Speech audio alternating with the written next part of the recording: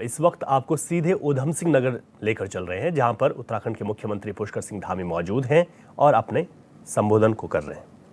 दायित्ववान हमारे भाई उत्तम दत्ता जी, मंडी परिषद के चेयरमैन आदरणीय डॉक्टर अनिल डब्बू जी, सरदार राजपाल सिंह जी, श्री खतीब अहमद जी, मुकेश कुमार सिंह अनुसूचित जाति आयोग, विकास शर्मा जी प्रदेश मंत्री, ममता जलोत्रा जी ब्लॉक प्रमुख, विपिन जलोत्रा जी, श्री राजेश कुमार जी, जिन्होंने बहुत सक्रियता से आज बागपुर क्षेत्र में अनेक काम आगे बढ़ा रहे लोगों के लिए संघर्ष करते हैं। भाई विवेक सक्सेना जी, पूर्व जिलाध्यक्ष पुष्कर काला जी, हमारे प्रभारी श्री कमलेंद्र श्रीवाल जी, श्री मूलचंद राठौर जी, श्रीमती हरविंदर कौर जी एवं मंच पर आसीन धर्मा जायसवाल जी समेत सभी हमारे पदाधिकारीगण, सभी वरिष्ठ नेतागण और इस अभिनंदन समारोह में विशाल संख्या में आए हुए सभी मेरे बड़े बुजुर्ग, सभी उपस्थित माताएं बहनें, सभी मेरे नौजवान साथियों, उपस्थित हमारे पत्रकार मित्रों, छायाकार बंधुओं, मीडिया के हमारे सभी मित्र, सच में आज आपने मेरा और मेरे साथ आए हुए सबका अभिनंदन करने के लिए आप इतनी बड़ी संख्या में एकत्र हुए हैं, लेकिन मैं आपकी इतनी विशाल संख्या देखकर आप सबका दोनों हाथ जोड़कर सर झुकाकर आप सबका अभिनंदन करता हूं, आप सबका स्वागत करता हूं। और इस समारोह में सच में मैं 2021 में यहां पर आया था और वो तारीख 13 अक्टूबर 2021 को मुझे याद है, तब भी आप सब विशाल संख्या में आए थे।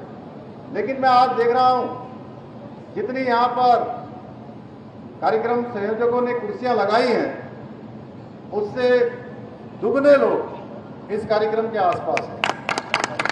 बाहर अनेक स्थानों पर और इतनी बड़ी धूप, इतनी भीषण गर्मी हो रही है। मैं देख रहा हूं हमारी मातृशक्ति आगे, सच में आपको देखकर मुझे कष्ट भी हो रहा है कि आप लोग धूप में बैठे हैं। मैं यही कह रहा था कि सब धूप में बैठे हो।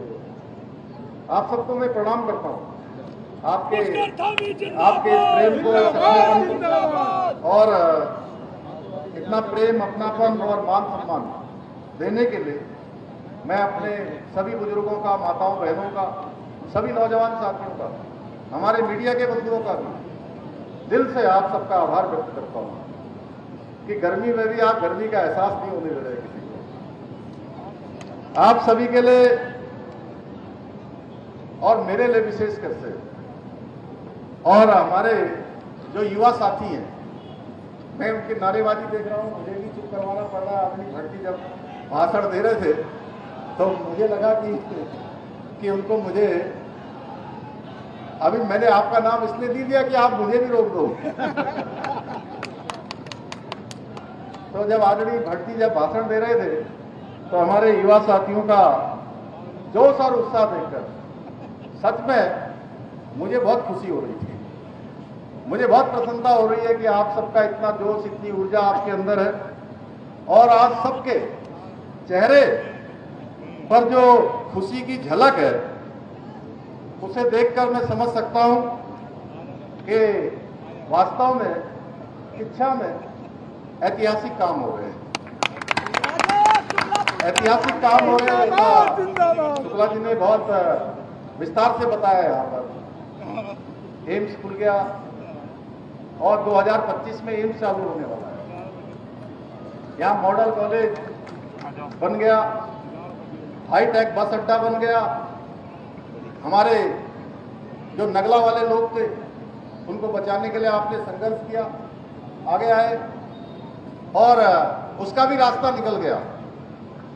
और अभी मैं आदरणीय प्रधानमंत्री जी से जून को मिला था, 25 जून को मुझे ध्यान है, और उस समय ये सारे जो 12 पार्क, जो औद्योगिक स्मार्ट सिटी जो देश के अंदर 12 बनने थे, तो मैंने आदरणीय प्रधानमंत्री जी से अनुरोध किया, वैसे पहले से भी हमारा ये प्लान चल रहा था, क्योंकि जमीन इत्यादि हम पहले से इसके लिए डिसाइड कर चुके थे कि पहली खेप में हमारे उत्तराखंड को भी जो है स्मार्ट सिटी औद्योगिक शहर एक आप दे दीजिए। आदरणीय प्रधानमंत्री जी ने हमारे ऊपर बड़ी कृपा करी, मैं उनका दिल से धन्यवाद करता हूं। और सच में जो आपने मेरा यहाँ पर पगड़ी पहनाकर, यहाँ पर मेरे को शाल उड़ाकर, तमाम प्रकार के स्मृति चिन्ह देकर जो मेरा अभिनंदन किया, मेरा स्वागत किया, सच में इस अभिनंदन के हकदार हमारे कर्मयोगी प्रधानमंत्री आदरणीय मोदी जी हैं, जिन्होंने उत्तराखंड को एक दूरदर्शी योगदान। और इतना ही नहीं, किच्छा के आसपास तमाम तरीके से आप ही के पंतनगर में अब अंतर्राष्ट्रीय स्तर का हवाई अड्डा बनने वाला है। आप सबको पता है? पता है। किस किस को पता है? जरा पता है। चलिए, बहुत लोगों को पता है। तो हमारे यहाँ पर ही अभी यहाँ से कुछ 10-12 किलोमीटर की दूरी होगी। कितना? 10 किलोमीटर हो गया। यहाँ से 10 किलोमीटर की दूरी पर अंतर्राष्ट्रीय स्तर का हवाई अड्डा बनने वाला है।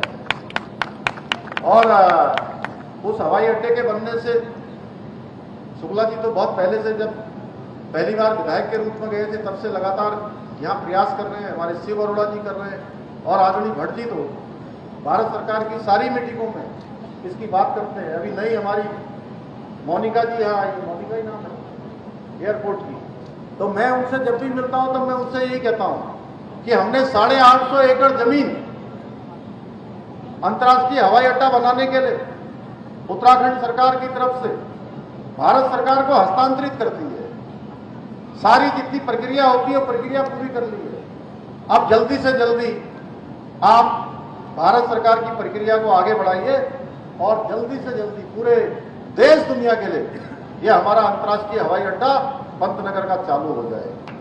और मैं पिछले दिनों आदरणीय प्रधानमंत्री से मिला था, तब भी मैंने उनसे अनुरोध किया था और वो शुरू से उनका आशीर्वाद भी है, समर्थन भी है। और नए जो भारत सरकार में हमारे एविएशन के मिनिस्टर बने, उन्होंने भी मुझे आश्वस्त किया है और हमने कहा कि तब तक नाइट लैंडिंग की जो सुविधा नहीं है वो सुविधा कर दीजिए। तो सबसे पहले हमारे जिलाधिकारी जी होंगे यहाँ पर, हमारे आजकल मेरे सचिव और कुमाऊं के कमिश्नर श्री दीपक रावत जी को, मैंने दोनों लोगों को कहा है कि राज्य सरकार की तरफ से जितनी भी औपचारिकताएं हैं वो सारी औपचारिकताएं आप तत्काल पूरी करवा दीजिए, जिससे जल्दी से जल्दी हमारे यहाँ पर इतना बड़ा औद्योगिक शहर बन रहा है, एम्स बन रहा है, जमरानी बांध भी हमारा स्वीकृत हो गया। आप सबको बताऊं, ऐसे अनेक काम जो पिछले 40 सालों से, 50 सालों से, मैं बहुत छोटा था तब मैं सुनता था कि तराई भावर की पानी की समस्या के लिए, पेयजल की समस्या के लिए, सिंचाई की समस्या के लिए, और आज जो हमको कई प्रकार से जो हमारा भूमि का जल स्तर नीचे जा रहा है, जो एक बड़ी समस्या के रूप में हमारे सामने, इस समस्या का हल हो, ये सुनते आए। आप लोगों में से भी बहुत से लोग सुनते होंगे कि जमरानी बांध बनेगा, जमरानी बांध बनेगा, तराई भावर की समस्या का समाधान होगा। लेकिन भाइयों बहनों, 4.5 दशक से भी ज्यादा समय बीत गया, किसी ने इसकी सुध नहीं ली। हम सब लोगों ने, जितने लोग यहाँ मंच पर बैठे हैं, अजय भट्ट जी समेत सारे लोग और मैं स्वयं लगातार इसके लिए प्रयास करते रहे। हमारे प्रधानमंत्री मोदी जी ने हमारी बात सुनी और हमारा जमरानी बांध भी स्वीकृत कर दिया। ये काम भी हमारा आगे बढ़ गया। एचएमटी की जमीन, यहाँ पर एचएमटी की जमीन थी, वो जमीन कितने सालों से पड़ी हुई थी, उसके लिए हम कह रहे थे राज्य सरकार को किसी प्रयोजन के लिए दे दीजिए। वो काम भी हमारा रुका हुआ था और ये काम भी हमारे प्रधानमंत्री आदरणीय मोदी जी और भारत की सरकार ने एचएमटी की जमीन भी हमको दे दी। अब उसको भी हम अपने प्रयोजन के लिए उपयोग कर सकते हैं। ऐसे अनेक काम, अगर मैं यहाँ पर काम गिनाने लगूंगा तो कई घंटे लग जाएंगे। इतनी सारी मीटिंगों में जाता हूँ, बैठता हूँ और आप सबके आशीर्वाद से अनुभवहीन होते हुए शुक्ला जी ऐसा कह रहे थे, तमाम कामों को आगे बढ़ाने का काम उत्तराखंड राज्य हमारा हिंदुस्तान में नंबर 1 का राज्य बने, हमारे प्रधानमंत्री मोदी जी के मार्गदर्शन में लगातार काम कर रहे हैं। और सच में हमारा काम आगे बढ़ रहा है, तेजी से आगे बढ़ रहा है। आज हम बहुत सारे मामलों में जो फैसले ले रहे हैं, वो सारे फैसले आज देश दुनिया के सामने एक नजीर की तरफ पेश हो जा रहे हैं, एक नजीर बन जा रहे हैं। और जगह जगह लोग उस प्रकार के फैसले अपने प्रशासन में भी अमल में ला रहे हैं। चाहे नकल की बात अभी शुक्ला जी कर रहे थे, नकल का अध्यादेश, ये अध्यादेश हमको किस मजबूरी में लाना पड़ा। हमारे यहाँ के बेटे बेटियों का, हमारे भाई बहनों का, गरीब माता पिता के बेटे बेटियों का भविष्य बेकार हो रहा था, उनके साथ खिलवाड़ हो रहा था, उनकी प्रतिभा के साथ, उनकी योग्यता के साथ सम्मान नहीं हो रहा था। और ऐसे लोग भर्ती प्रक्रिया में, चयन प्रक्रिया में ऐसे लोग सेलेक्ट हो जा रहे थे, ऐसे लोगों का नंबर आ जा रहा था जो नकल माफियाओं से मिले हुए थे, जो घूसखोरी में संलिप्त थे, नकल के भ्रष्टाचार में लिप्त थे, पेन ड्राइव से जो नकल करवाते थे, करते थे, या पेपर आउट करवा लेते थे, या प्रश्न क्या आने वाला है पहले ही उनको क्वेश्चन बैंक आउट करवा लेते थे। भाइयों बहनों, गरीब माता पिता के बेटे और बेटियों का लगातार हक मारा जा रहा था। और जैसे ही ये हमारे पास आया कि गरीब माता पिता के बेटे बेटियों का हक छीना जा रहा है, उनके भविष्य के साथ खिलवाड़ किया जा रहा है, हमने तय किया, ये संकल्प लिया कि इसके लिए चाहे कोई भी कीमत चुकानी पड़े, कितना भी कठिन निर्णय क्यों न लेना पड़े, हम ये निर्णय लेंगे। और हमने निर्णय लिया, 100 से ज्यादा नकल माफियाओं को जेल की सलाखों के पीछे भेजने का काम किया और हम नकल का अध्यादेश लेकर आए। यह अध्यादेश है जिसमें हमने उम्र कैद तक की सजा का इसमें प्रावधान कर दिया है। और जो भी नकल माफिया होगा, वो नकल माफिया उसको उसकी सारी संपत्ति जब्त करने का भी इसमें हमने प्रावधान कर दिया है। और इतना ही नहीं, मुझे आप सबको बताते हुए खुशी हो रही है कि अभी अभी पूरे राज्य के अंदर 2022 में पीसीएस की जो परीक्षा हुई थी, उसका फाइनल जो परिणाम निकला है, और 2024 की जो प्रारंभिक परीक्षा हुई है, दोनों परीक्षाओं के रिजल्ट आ गए हैं। और उत्तराखंड का कोई जिला ऐसा नहीं है जिस जिले से कम 10 से 15 और 15 से 20 तक के हमारे गरीब माता पिता के बेटे बेटियां एसडीएम बन रहे हैं। जैसे यहां पर कौस्तुभ बैठा हुआ है, एसडीएम बन रहे हैं, तहसीलदार बन रहे हैं। और मैं आपको बताऊं, आप सब इतनी चिलचिलाती गर्मी में, इतनी धूप में आप सब आए हैं, तो मुझे लगता है कि मैं कोई भाषण नहीं दे रहा हूं, मैं आपसे अपने मन की बात कर रहा हूं, दिल की बात कर रहा हूं कि ये नकल का कानून आने के बाद 17,000 से ज्यादा नियुक्तियां अभी तक हमने संपन्न कर दी हैं। 17,000। बहुत सारे प्रतिभागी जिनका चयन हुआ होगा, उनके माता पिता यहां जरूर आए होंगे। और मुझे ये बताते हुए भी खुशी हो रही है कि आप एक बेटा या बेटी, एक परीक्षा में भी जिनका नंबर नहीं आता था, जिनका चयन नहीं होता था, आज एक साथ एक परीक्षा में उनका चयन हो रहा है, दूसरी में भी हो रहा है, तीसरी में भी हो रहा है, चौथी में भी हो रहा है। और कुछ तो ऐसे हैं जिनका 5-5 स्थानों पर एक साथ चयन हो रहा है। ये बदल गया है, ये परिवर्तन हुआ है, ये नकल अध्यादेश आया है। इसी प्रकार से हम समान नागरिक संहिता का कानून लेकर आए, समान नागरिक संहिता का विधेयक हम लेकर आए हैं।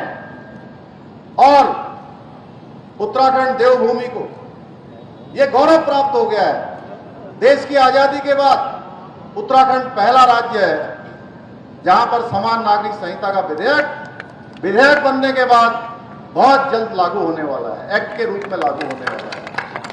और वो हम किसी को टारगेट करने के लिए नहीं लाए हैं, हम किसी के पक्षपात के लिए भी नहीं लाए हैं, सबकी समानता के लिए हम लेकर आए हैं भाइयों बहनों। और इसका मैंडेट, इसका ये जनादेश हमको उत्तराखंड की देवतुल्य जनता ने दिया था। कई बार मैं बड़े बड़े टेलीविजन के डिबेट में जाता हूं तो मुझे लोग पूछते हैं कि आपने सबसे पहले लागू क्यों किया। मैंने कहा हमने सबसे पहले इसलिए लागू किया क्योंकि उत्तराखंड की देवतुल्य जनता ने, हमारी माताओं बहनों ने, नौजवानों ने, बुजुर्गों ने हमको इसके लिए अपना आशीर्वाद दिया। हमने उनके सामने 2022 के चुनाव में ये प्रस्ताव रखा था कि नई सरकार का गठन होगा तो हम उत्तराखंड के अंदर समान नागरिक संहिता का कानून लागू करेंगे। और उत्तराखंड की जनता ने हमको मौका दिया। प्रदेश के इतिहास में प्रदेश बनने के बाद पहली बार किसी भी राजनीतिक दल को हर बार चुनाव होता था और चुनाव के बाद क्या होता था, शुक्ला जी भी उसी धोखे में चले गए और उधर आगे वाले भी उसी धोखे में चले गए, कुछ जगह और भी चले गए। सिंघल साहब आप तो बाल बाल करते हो। ये हमारे राजेश जी कितने वोटों से रहे हैं? 1456 वोटों से।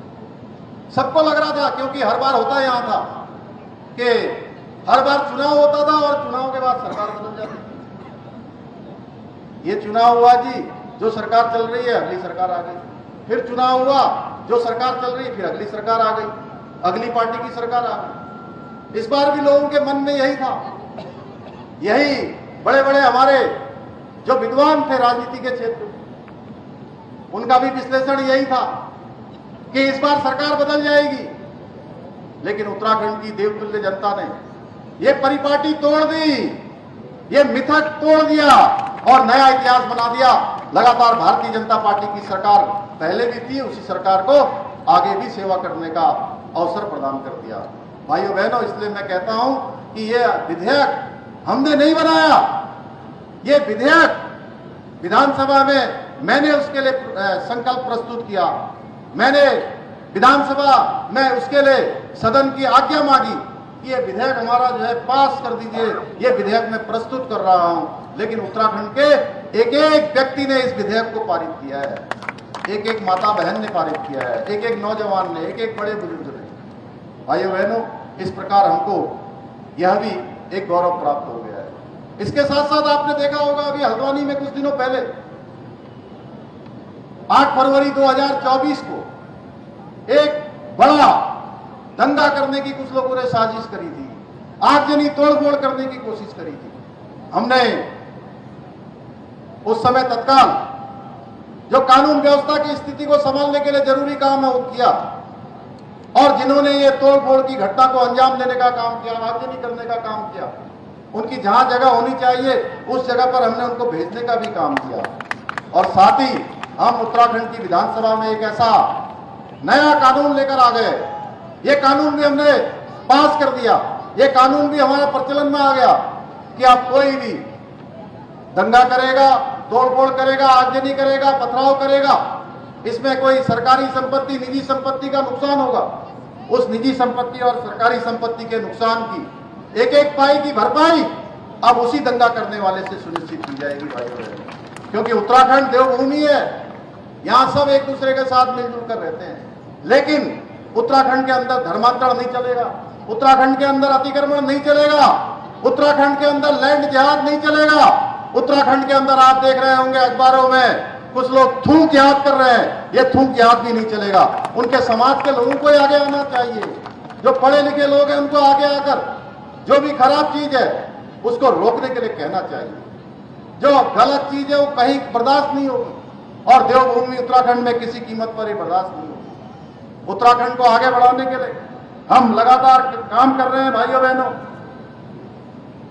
अनेक ऐसे निर्णय ले रहे हैं, जो निर्णय हमारे कुछ कठोर हैं, लेकिन उत्तराखंड राज्य के लिए जो जरूरी है हम उसको भी ले रहे हैं। जैसे शुक्ला जी ने बताया, हम भूमि कानून ये बनाने वाले हैं, लेकिन भूमि कानून बनाने से हमारे जो निवेशक हैं, जो हमारे उद्योग लगाने वाले हैं, पर्यटन के क्षेत्र में काम करने वाले हैं, या यहाँ पर अपना काम करके नौजवान युवाओं को, हमारे भाई बहनों को रोजगार देने वाले हैं, उनको हम किसी प्रकार की कोई दिक्कत नहीं होने देंगे। हमने पहले ही कहा है। लेकिन जो लैंड माफिया हैं, जिन्होंने किसी प्रयोजन के लिए भूमि को यहां पर खरीदा है, एक लैंड बैंक बनाया है, उन सबको हम किसी कीमत पर बर्दाश्त भी नहीं करने वाले हैं। कानून उनके लिए अपना काम करेगा। जिसने भी अगर इसमें जिस प्रयोजन के लिए भूमि क्रय की है उस प्रयोजन के लिए उसका उपयोग नहीं किया है तो भाइयों बहनों उसके खिलाफ हम कार्रवाई भी करेंगे। भाइयों बहनों, आप सभी क्षेत्रवासियों को आज जो ये हमारी उपलब्धियां यहां पर हुई हैं, यहां पर जो तमाम काम यहां पर विकास के आगे बढ़ रहे हैं, और आप सोचिए। और चलिए खबरों में आगे बढ़ते हैं। मुंबई में बाबा सिद्दीकी की हत्या का ये मामला है। ये बड़ी खबर आपको बता दें, यूपी के रहने वाले बाबा सिद्दीकी हत्या के 2 आरोपी बहराइच के गंदारा के रहने वाले हैं। दोनों आरोपी, एक का नाम धर्मराज कश्यप, दूसरे का नाम शिव कुमार है। दोनों ही आरोपियों की उम्र तकरीबन 20 से 22 साल है। लगातार उत्तर प्रदेश पुलिस के संपर्क में मुंबई पुलिस। तो आपको बता दें कि बहराइच के रहने वाले हैं दोनों आरोपी। तो ये बड़ी खबर आपको बता रहे हैं। मुंबई में बाबा सिद्दीकी की हत्या से जुड़ा हुआ ये पूरा मामला है। यूपी के ही रहने वाले हैं बाबा सिद्दीकी हत्या के 2 आरोपी। बहराइच के गंदारा के रहने वाले ये दोनों आरोपी हैं। दोनों आरोपियों में जिनका नाम धर्मराज कश्यप और दूसरे का नाम शिव कुमार सामने आया है। इनकी उम्र की अगर बात की जाए 20 से 22 साल बताई जा रही है। लगातार उत्तर प्रदेश पुलिस के संपर्क में मुंबई पुलिस बनी हुई है।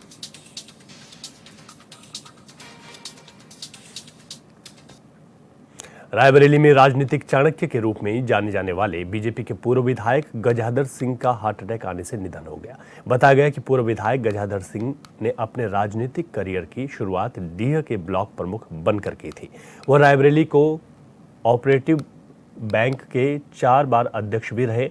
वर्तमान में वो भाजपा के स्कूल प्रबंधन के क्षेत्रीय सह संयोजक के पद पर थे। वहीं उनके निधन के बाद उनके घर पर शोक संवेदना देने वालों की भीड़ जमा हो गई।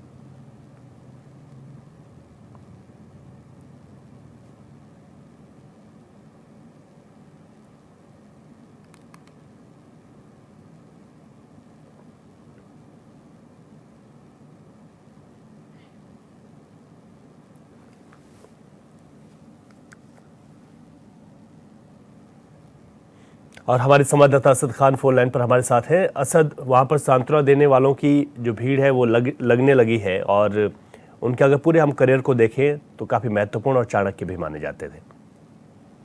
बिल्कुल, रायबरेली के राजनीतिक में चाणक्य के रूप में उनको जाना जाता था, और पूर्व में विधायक रहे हैं ऊंचा हार विधानसभा से, और कहीं ना कहीं बीजेपी ज्वाइन कर चुके थे और बीजेपी में अच्छा कार्य कर रहे थे। उनके कार्यकाल में जो नगर पंचायत अध्यक्ष हैं उनके चुनाव संपन्न हुए, और कहीं ना कहीं स्मृति ईरानी के भी खास माने जाते हैं, और स्मृति ईरानी ने ट्वीट कर उनको कहीं ना कहीं श्रद्धांजलि दी है, और जो उनका आवास है उस पर अब लोगों का तांता लगा है। फिलहाल अब यहाँ से जो पार्थिव शरीर है वो पहले उनके गांव दी जाएगा और फिर उसके बाद गोपना घाट पर अंतिम संस्कार किया जाएगा। ठीक है, बहुत शुक्रिया असद जानकारी के लिए आपका।